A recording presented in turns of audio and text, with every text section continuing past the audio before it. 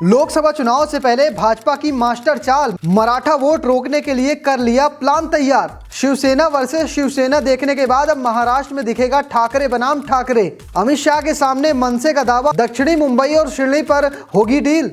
भाजपा इस बार mission 400 plus seat पर है और इसके लिए वो किसी से भी और कैसे भी गठजोड़ करना चाहती है। उत्तर से लेकर दक्षिण तक हर जगह 100% जीत के लिए सीट शेयरिंग के नए नए फॉर्मूले निकाल रही है। उद्धव ठाकरे के जाने के बाद से मराठा वोट जाने का डर भाजपा को सता रहा था, तो चुनाव से पहले राज ठाकरे को एनडीए में शामिल करने का ऑफर दे डाला। जैसे ही राज ठाकरे को ये बात पता चली तो उन्होंने बिना सोचे ही 2 सीटों की मांग कर डाली। तो चलिए इस वीडियो में बात करते हैं राज ठाकरे ने कौन सी 2 सीटें मांगी हैं और क्या राज ठाकरे के आ जाने के बाद से भाजपा को मराठा वोट मिल पाएंगे।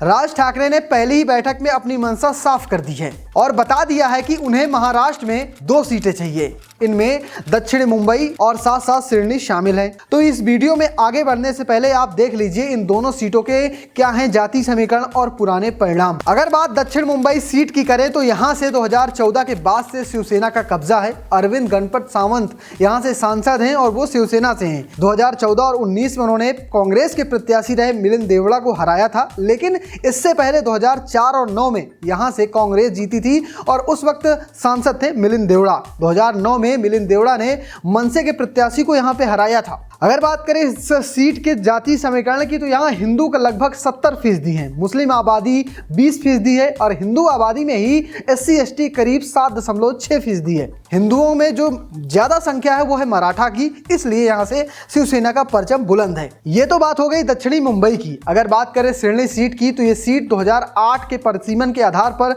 गठित हुई थी और 2009 में जो पहली बार यहाँ लोकसभा चुनाव हुए तो शिवसेना ने यहाँ के कब्जा कर लिया था और आज तक यहाँ पर शिवसेना का ही कब्जा है। 2009 में शिवसेना के भाऊ साहेब राजा राम वाकचारे ने जीत दर्ज की थी और उसके अलावा 2014 और 19 में शिवसेना के ही सदाशिव लोखंडे ने यहां से जीत दर्ज की थी। 2009 लोकसभा चुनाव खास थे क्योंकि 2009 में यहां से रामदास अठावले मैदान में थे और उन्हें यहां पर हार का सामना करना पड़ा था।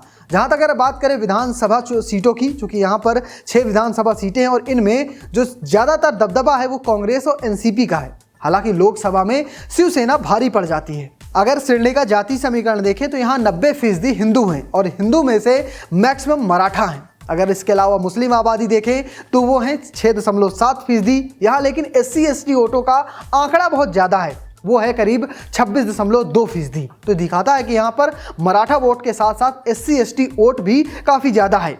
मराठा वोट की अधिकता के कारण राज ठाकरे ने इन दोनों सीटों की मांग की है। अगर राज ठाकरे एनडीए में शामिल हो जाते हैं और इन दोनों सीटों पर चुनाव लड़ते हैं तो उनकी जीत मिल सकती है, ये सब दावे कर रहे हैं। शिवसेना के टूटने के बाद से शिवसेना के ज्यादातर सांसद और विधायक शिंदे के पास है, लेकिन मराठा वोट किसके पास है किसी को अंदाजा नहीं है। इसलिए भाजपा मराठा वोट को आकर्षित करने के लिए राज ठाकरे को अपने साथ लाने की कोशिश कर रही है, क्योंकि राज ठाकरे की जो छवि है वो प्रॉपर हिंदू नेता की है। वो मुस्लिम विरोधी बताए जाते हैं और लगातार वो मराठी आंदोलन हो या फिर मराठों का हक हो उसको लेकर मांग करते रहते हैं और बाहरी जो लोग आते हैं वहां पे काम करने, खास करके यूपी बिहार के, उनके खिलाफ उनकी लड़ाई काफी तेज रहती है। तो फिलहाल अब आप बताइए कि मराठा वोट किसके साथ जाएगा, शिंदे शिवसेना, उद्धव शिवसेना या फिर राज ठाकरे। और ऐसी ही लोकसभा चुनाव से जुड़ी खबरों के लिए हमें सब्सक्राइब करना, फेसबुक पेज में फॉलो करना बिल्कुल मत भूलना। धन्यवाद।